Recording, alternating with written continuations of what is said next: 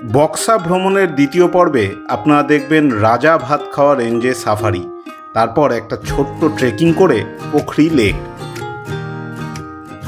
আর তারপর ঝটিকা সফরে ভুটানের ফোনসোলিং শহরে ভ্রমণ।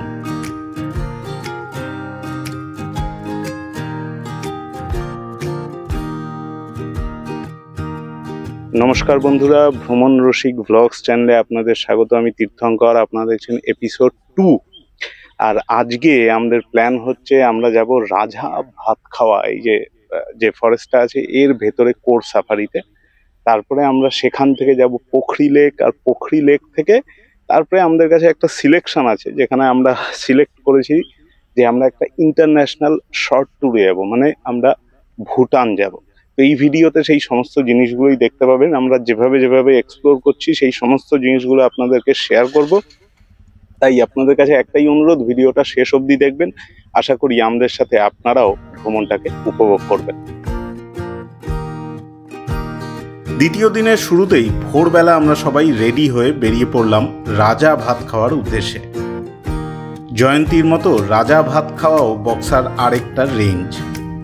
প্রথমেই আসতে হলো বক্সার প্রবেশদ্বারে। জঙ্গলে ঢোকার অনুমতিপত্র নিতে হলো।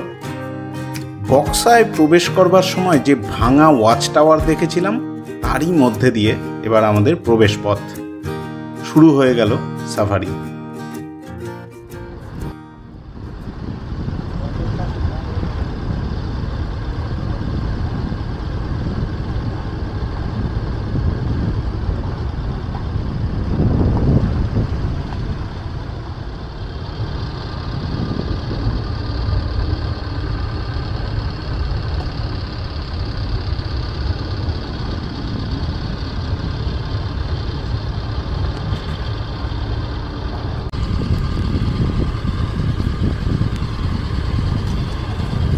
জঙ্গল এখানে অনেক ঘন, কাঁচা রাস্তা দিয়ে আমরা এগিয়ে চলেছি। এখনো কোনো সাইটিং হয়নি, তবে জঙ্গলের মধ্যে একটা অদ্ভুত নিস্তব্ধতা রয়েছে।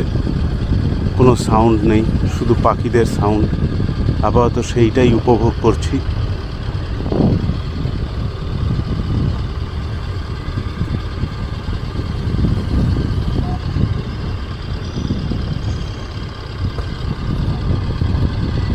আমাদের সামনে আর একটা গাড়ি রয়েছে।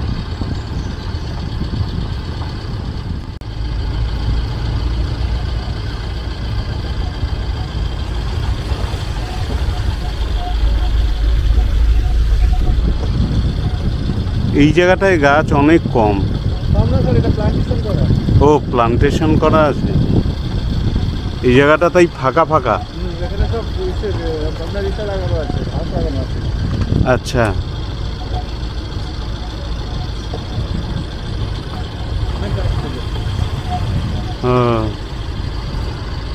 এদিকে গাছের উপরে উপরে লেপার্ডের দেখা মিললেও মিলতে পারে।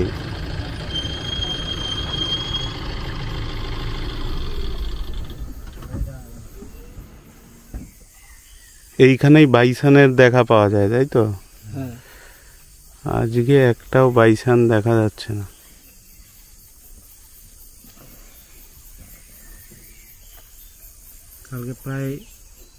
কালকে আমি আসছিলাম, লোক নিয়ে। হ্যাঁ, প্রায় 18-19টা বাইসন দেখছিলাম এখানে। 18-19টা? দলে দলে থাকে।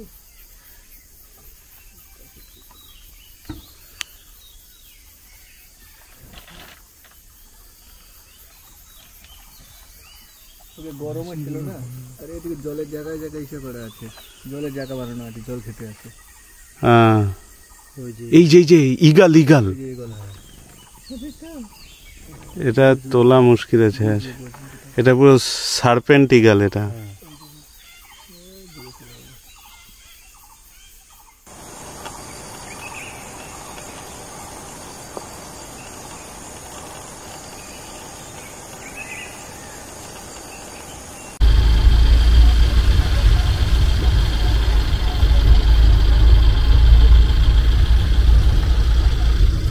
এই বিস্তীর্ণ যে বিচরণ ভূমিটা, এখানেই বাইসান দেখতে পাওয়া যায়। গতকালকেও দেখা গেছিল, আজকে বাইসানের দেখা এখনো পাওয়া যায়নি।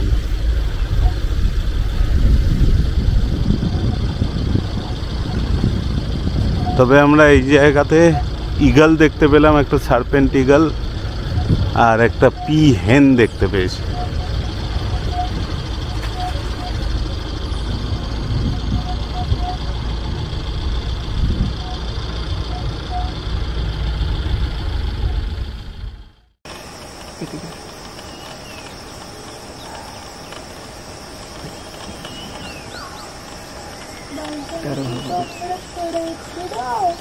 ওই জন্য হচ্ছে, ওই তো আসছে, এদিকটায় আসছে।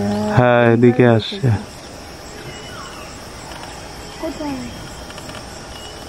একটু দূরে হয়ে গেছে না?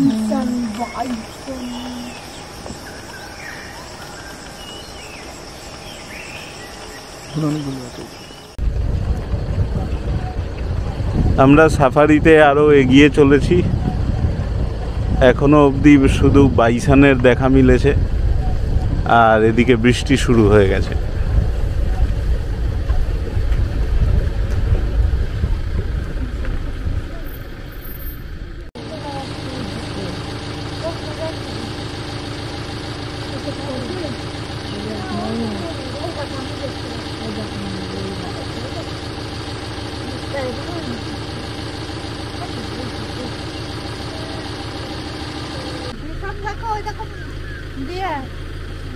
এই যে অনেকগুলো স্পটেড ডিয়ার ঘুরে বেড়াচ্ছে।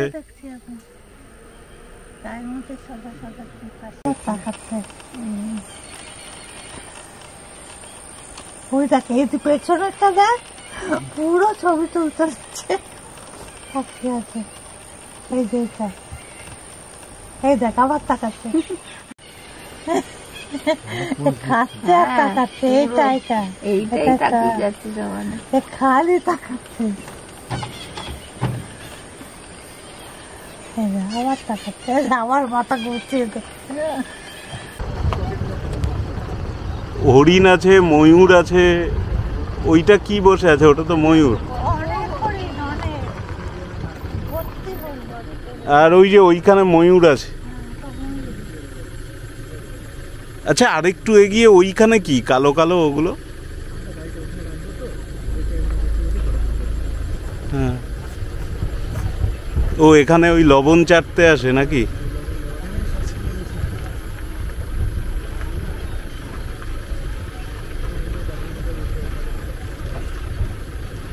ওই দেখো, ওইদিকেও একটা ডালের উপরে ময়ূর বসে আছে, ওই হরিণগুলোর পাশে।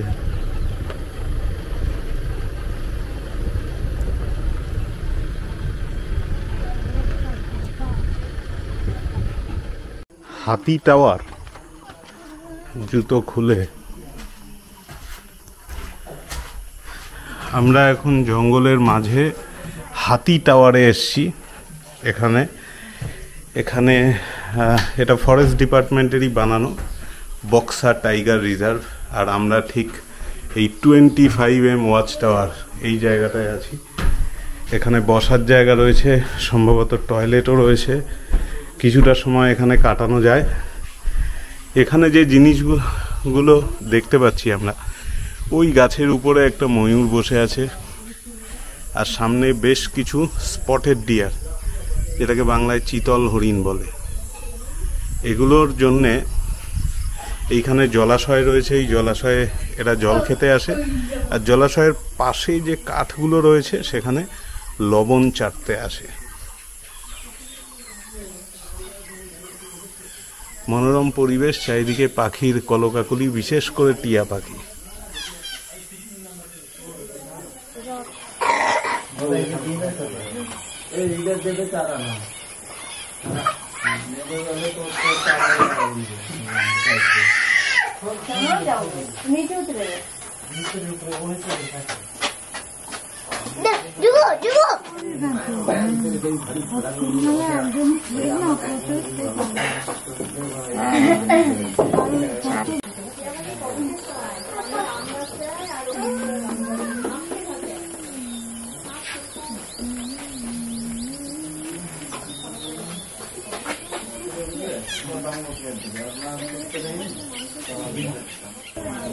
কি হয়েছে তুমি থামো না, এক কথা বলছো সেই জন্য If you are lucky, you may see these: Indian leopard, Indian elephant, gaur or Indian bison, spotted deer.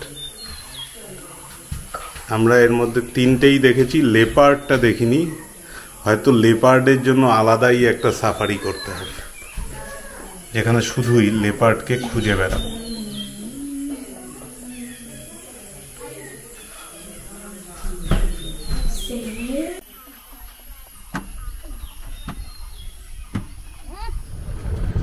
এইখানে এক ধরনের ঘাসের প্ল্যান্টেশন করা হয়েছে, সেটা ইলেকট্রিক ফেন্সিং দিয়ে পুরো ফেন্স করা রয়েছে, যাতে হাতি ছোট অবস্থাতে, যখন ঘাসগুলো ছোট থাকে সেই অবস্থায় হাতি যাতে নষ্ট না করতে পারে। যদিও এটা ওদের জন্যই বানানো, সমস্ত তৃণভোজী প্রাণীদের জন্য, যারা ঘাস খায় মূলত।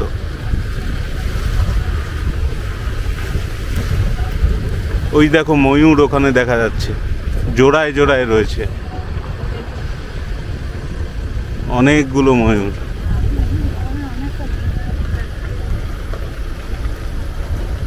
ওইখানে অনেক ময়ূর রয়েছে।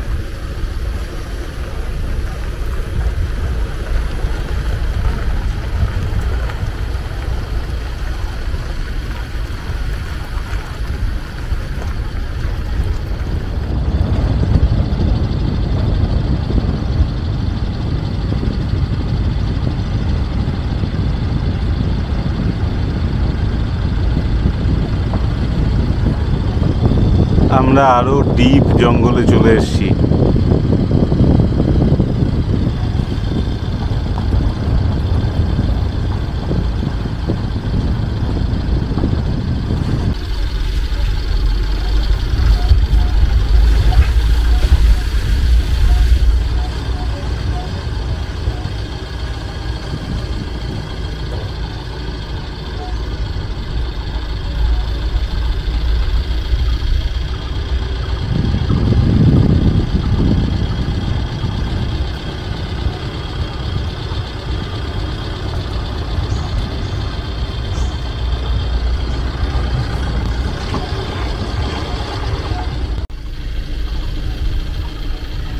হর্নবিলের কল।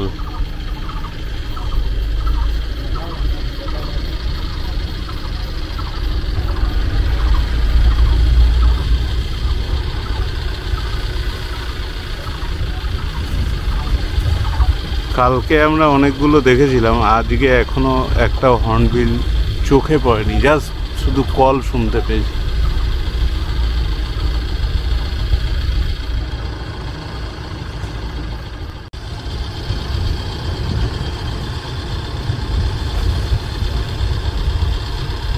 আমরা অনেকটাই ভেতরে চলে এসেছি, এখনো অবধি কিছু সাইটিং হয়নি, তাও চেষ্টা চালানো হচ্ছে। যদি আমরা একটা রিভার বেডের কাছে চলে এসেছি,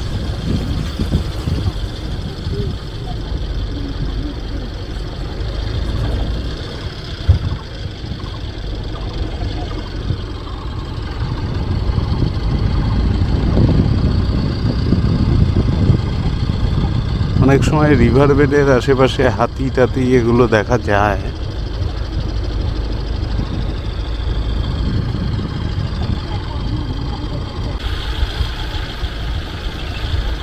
ওর সামনে সব স্পটেড ডিয়ার, আর তার সামনে সবই স্পটেড ডিয়ার, সবগুলো এইখানে চলে এসছে।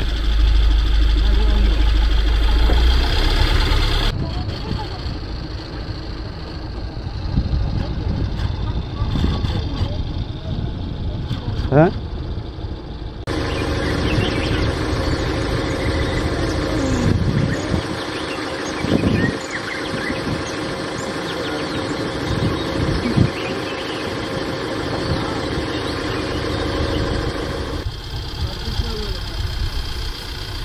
26 mile watch tower.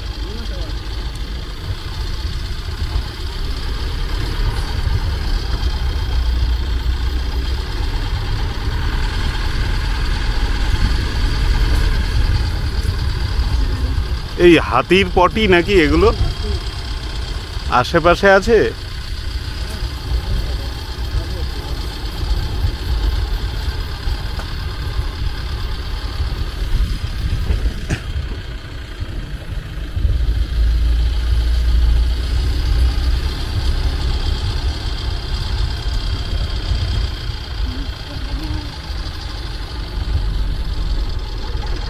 Buxa 26 mile Dima tower.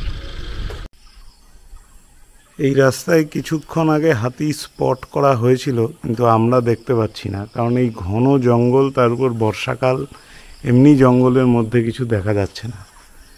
তো হাতিদের আওয়াজ শোনা যাচ্ছিল ওই দিকটায়।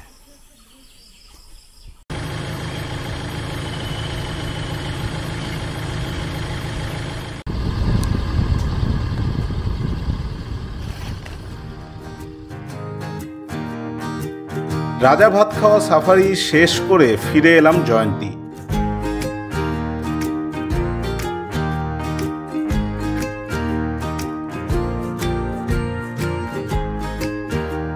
কিছু শুকনো খাবার খেয়ে আর মুড়ি নিয়ে রওনা হলাম পোখরি লেকের পথে। এই বনাঞ্চলের শোভা দেখতে দেখতে পৌঁছলাম পোখরি লেকের নিচে একটি সমতল জায়গায়। এখানে আমরা একটু আগেই একটা ময়ূর দেখতে পেলাম। তো এই জায়গাটা পুরোটাই শাল গাছে ভরা, তাই এর বিউটিটাই অন্য।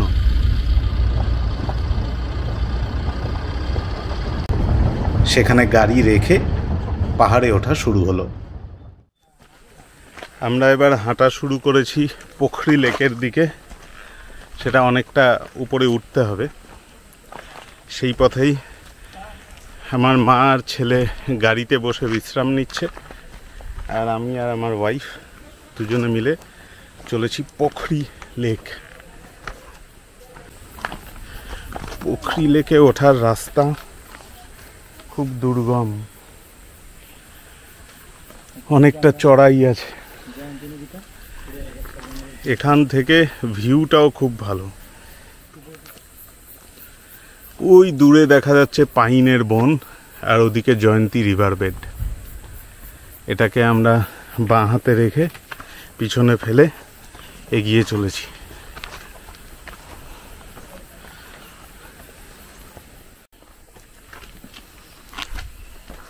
জঙ্গলে সাফারি, তারপরে এরকম পোখরি লেকে ট্রেকিং করে আমরা মোটামুটি ক্লান্ত হয়ে যাব। তখন হোটেলে ফিরে ব্রেকফাস্ট করব। আরো কতটা উঠতে হবে? অনেকটা না?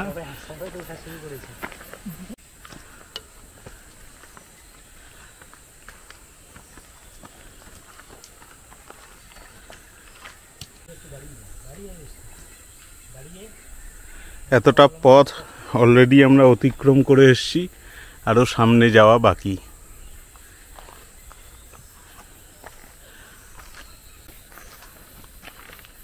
আজকে আমরা জঙ্গলে অনেক কিছুই দেখতে পেলাম।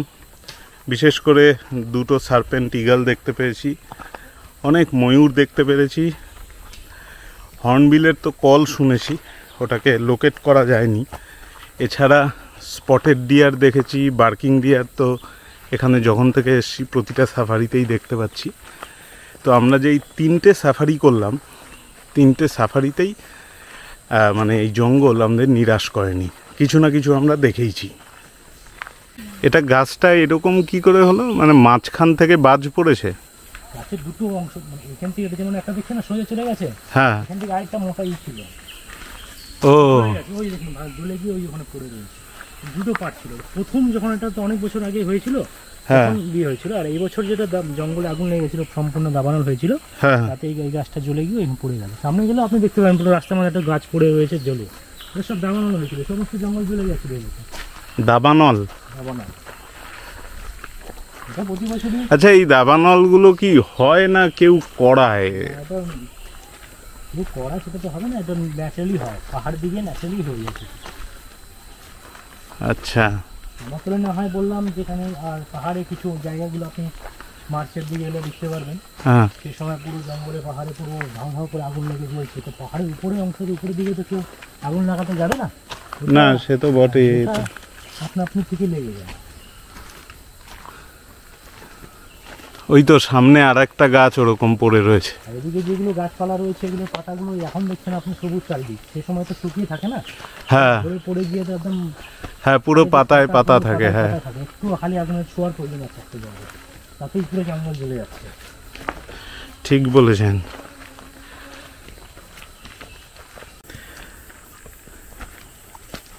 এগুলোর ছবি নিতে পারতাম, দারুণ একটা ডিজাইনের মতো হয়েছে, পুরো গাছেরই একটা নিচে গুড়ি পাটটা। এই ট্রেক করতে তো ভালোই লাগছে, তবে যেহেতু বর্ষাকাল তাই একটু ঘামও হচ্ছে, একটু কষ্টও হচ্ছে। শীতকাল হলে হয়তো এতটা কষ্ট হবে না।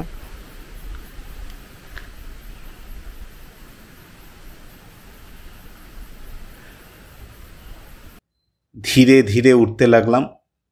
শরীরে যতটুকু শক্তি সঞ্চয় হয়েছিল সবটুকুকেই কাজে লাগাতে হলো।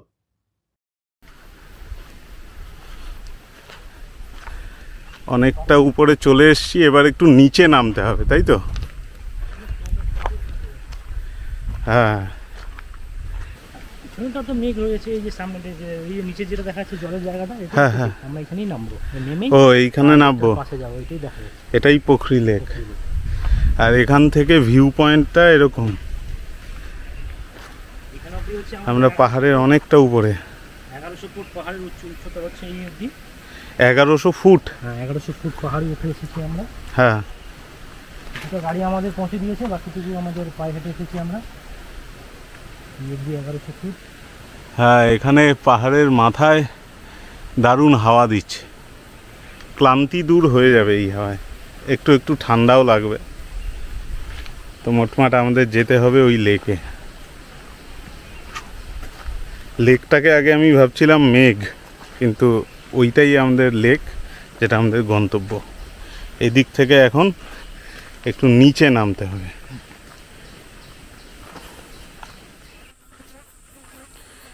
এই দিক দিয়ে নেমে এবার আমাদের পৌঁছতে হবে পোখরি লেক।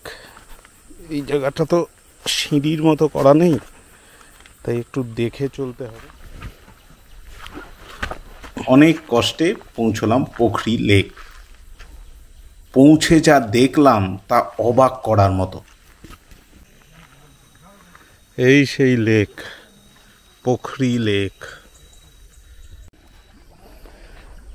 লেকের জলে বিশাল বড় বড় ক্যাটফিশ, বিশাল বড় বড় সাইজ।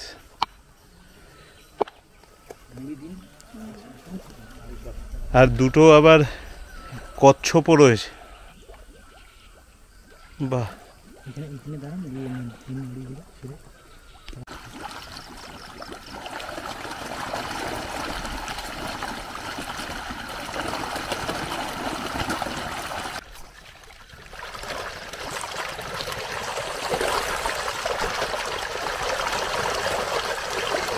মুড়ির জন্য তো এরা একে অপরকে খেয়ে ফেলবে মনে হচ্ছে।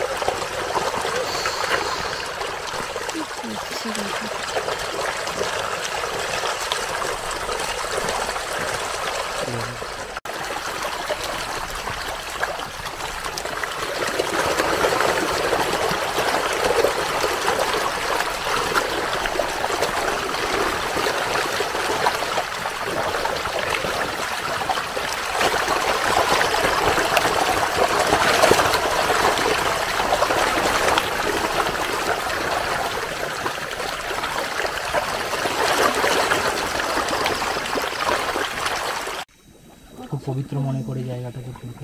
জায়গাটা তো পবিত্র, স্যাক্রেড হওয়ার মতো সমস্ত মানে পারিপার্শ্বিক পরিবেশটাও সেরকমই।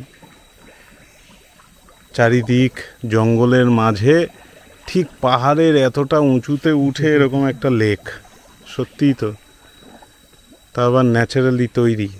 তার মধ্যে এই মাছ যদি কেউ ধরে খায় তার তো ক্ষতি হবেই, কারণ সে প্রকৃতির নিয়ম ভঙ্গ করছে।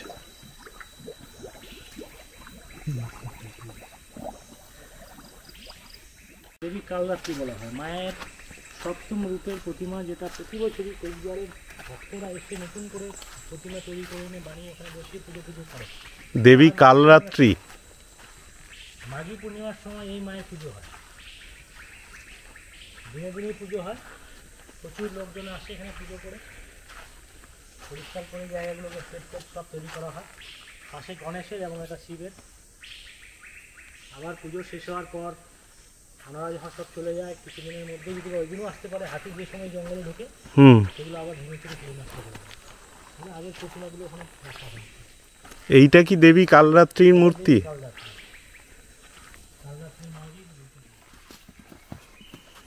পুরো এলাকা খালি, নির্জন নিস্তব্ধ জঙ্গলের মধ্যে দিয়ে এবার আমরা ফিরে চলেছি গাড়ির দিকে।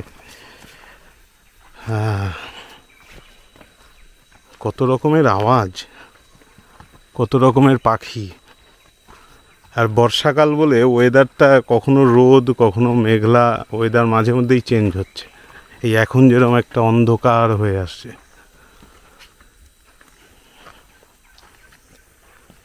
বৃষ্টি নামার আগেই আমাদের পৌঁছতে হবে গাড়ির কাছে।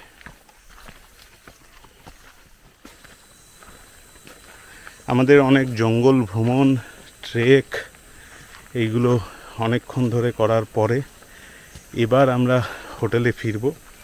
হোটেলে ফিরে ব্রেকফাস্ট করে তারপরে আমাদের ইচ্ছে আছে যাওয়ার ফুনসিলিং। তো ফুনসিলিংয়ে ওটা ভুটান বর্ডারের একটা শহর, ওখানে কিছু মনাস্ট্রি আছে, কিছু ভিউ পয়েন্ট আছে, মার্কেট আছে। তো আমরা আজকের দিনের যে ট্যুরটা আছে সেটা ওই মার্কেট প্লেসে এমনি ঘোরাঘুরি করে শেষ করতে চাই। এছাড়াও একটা অপশান ছিল বক্সা ফোর্ট যাওয়ার, কিন্তু আমাদের অনেক বেশি জার্নি হয়ে যাওয়ার জন্যে আমরা বক্সা ফোর্টের ট্রেকিংটা এরপরে যখন বক্সায় আসবো তখন করব। তো এবার আমাদের গন্তব্য ফুনসলিং। পৌঁছে গেছি আমরা।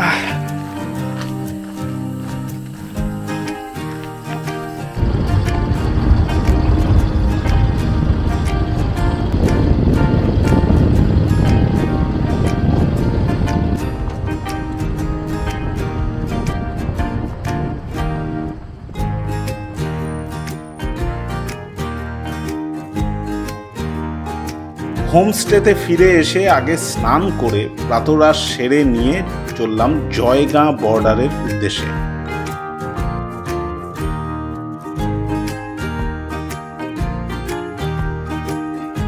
যাত্রাপথে প্রচুর চা বাগান দেখতে দেখতে এগিয়ে চললাম জয়গাঁর দিকে। এই জয়গাঁতেই রয়েছে ভুটানের প্রবেশদ্বার। ভারতীয় পরিচয়পত্র দেখিয়ে প্রবেশ করার অনুমতি নিতে হলো। মনে রাখবেন, এ অনুমতির কিন্তু সময়সীমা রয়েছে। আগে থেকে ঠিক করা এক গাইডের সাথে বেরিয়ে পড়লাম ফুনসলিং শহরের বেশ কিছু দর্শনীয় গন্তব্যের উদ্দেশ্যে। প্রথম গন্তব্য আমাচু নদীর ওপর হ্যাঙ্গিং ব্রিজ।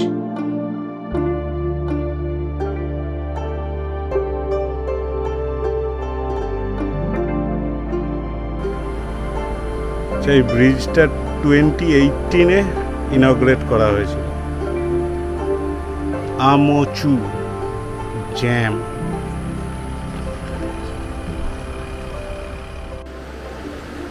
এই ব্রিজটার আশেপাশে সৌন্দর্য তো অসাধারণ, একটা নৈসর্গিক সৌন্দর্য। দুদিকে পাহাড়, মাঝখান দিয়ে বয়ে চলেছে রিভার।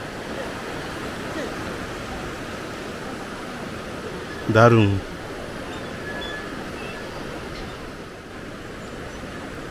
নিচে পুরোটাই লোহার, তো এটা হ্যাঙ্গিং হলেও এটা পুরো মজবুত।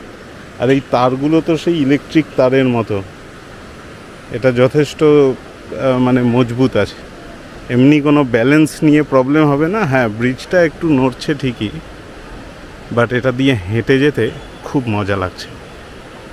মনেই হচ্ছে না আমি একটা অন্য দেশে আছি। ওহ, এদিকের সিনটা আমার দারুণ লাগছে। এত তাড়াতাড়ি একটা অন্য দেশে এসে ঘুরে বেড়াচ্ছি, একটা অদ্ভুত মজা লাগছে। তাও এটা ফুন্টসলিং থেকে এই জায়গাটা 4-5 কিলোমিটার, আর এইটাই মেন ভেহিকেলের ব্রিজ।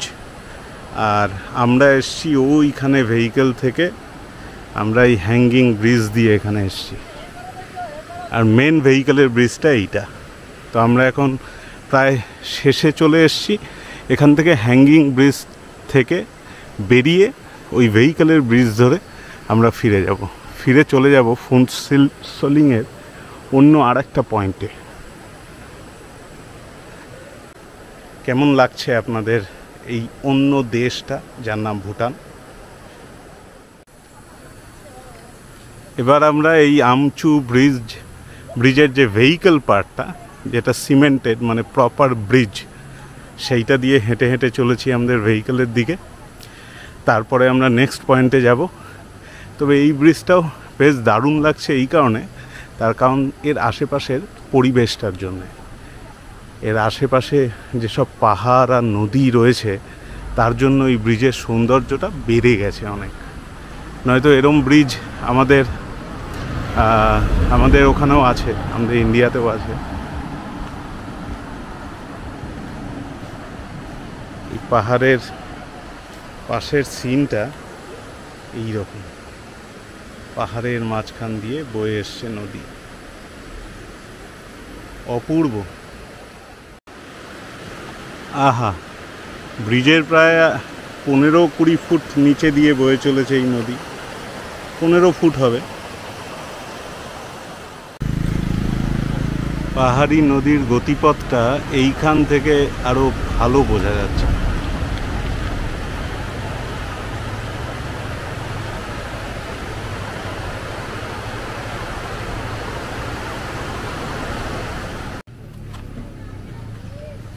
बच्चा है कांकड़ा क्या बोलते हैं इंग्लिश है इसको? क्रैब। क्रैब। देखिए बहुत बच्चा है इसका, ऐसा करके दिखाते हैं।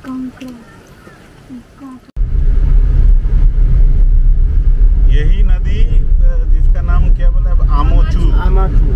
आमाचू वो इंडिया में चला जाएगा तो उसका नाम होगा टोरसा। इसको बंगाली में हम लोग बोलते हैं तोरसा। तो अभी नदी वाला ये फंडा समझ में आया। পরে জানলাম এই আমাচু নদীর বাংলায় প্রবেশ করার পর নাম পরিবর্তন হয়েছে, বাংলায় এই নদীর নাম তোরসা।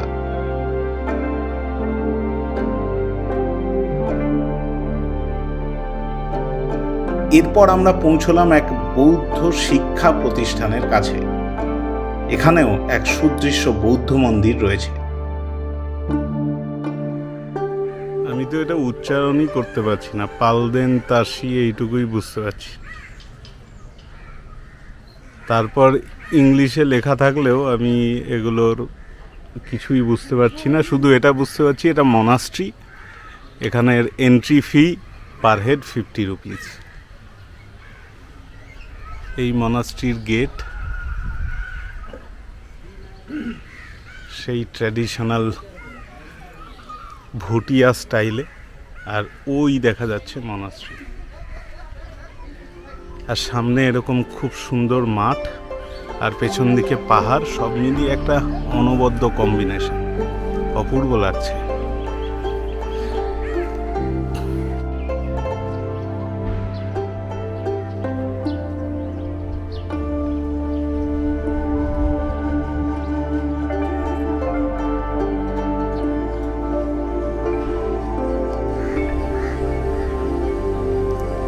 মনাস্ট্রির পরিবেশ ভীষণ শান্ত, আর সেই শান্ত আর পবিত্রতা বজায় রাখতে আমি কোনো ধরনের ভিডিওগ্রাফি বা ফটোগ্রাফি ওই মনাস্ট্রির ভেতরে করিনি।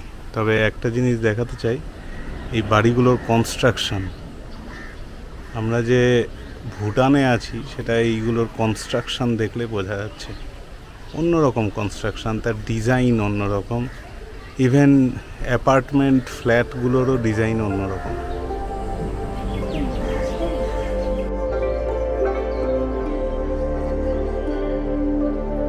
এই বৌদ্ধ মন্দিরে কিছুক্ষণ সময় কাটিয়ে এরপর আমরা চললাম রিংচেনডিং গুম্পা। এটিও একটি প্রাচীন বৌদ্ধ মন্দির।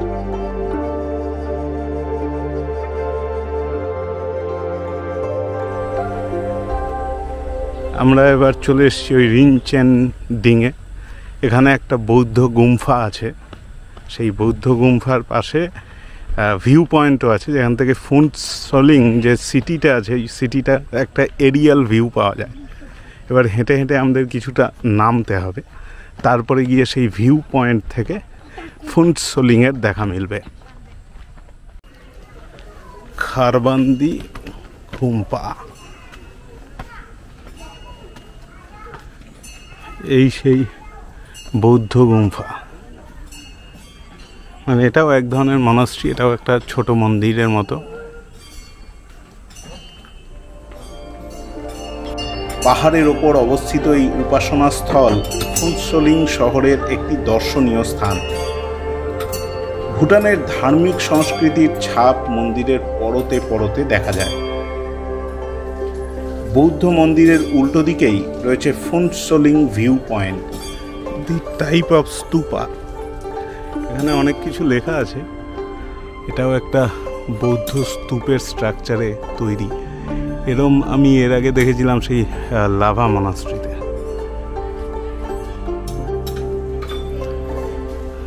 এই যে গেস্ট হাউসটা দেখা যাচ্ছে, এটা ভুটানের রয়্যাল ফ্যামিলির গেস্ট হাউস। ওনাদের কোনো রিলেটিভরা আগে এখানে থাকতেন। এই গুম্ফাটার চারদিকে চারটে এরকম স্তূপা রয়েছে, আর এখান থেকে দেখা যায় ফুনসোলিং সিটির এরিয়াল ভিউ।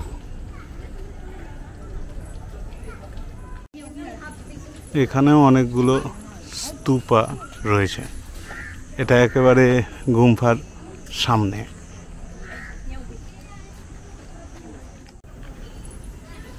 এইখান থেকে পুরো ফুনসোলিং সিটির একটা এরিয়াল ভিউ পাওয়া যাচ্ছে, যেখানে সিটির সাইড দিয়ে বয়ে চলেছে সেই আমোচু নদী, যেটা পরের দিকে তোরসা নদী হয়েছে আমাদের বাংলায় যখন ঢুকেছে।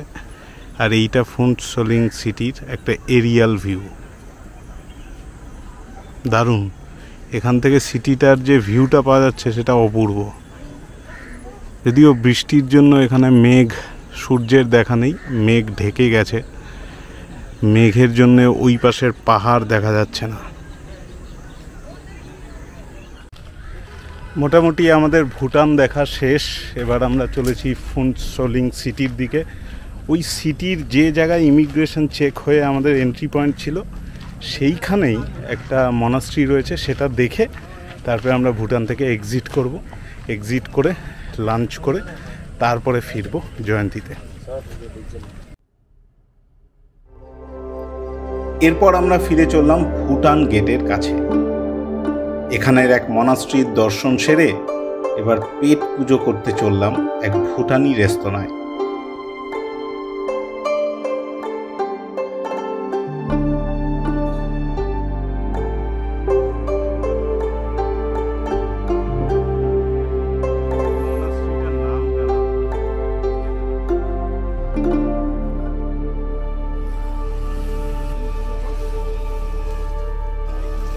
ভুটান ঘোরা কমপ্লিট করে ঢুকে পড়লাম ভারতে। ফাইনালি ইন্ডিয়ায় ফিরে আসলাম। এবার গাড়ি করে ফিরে চললাম জয়ন্তী।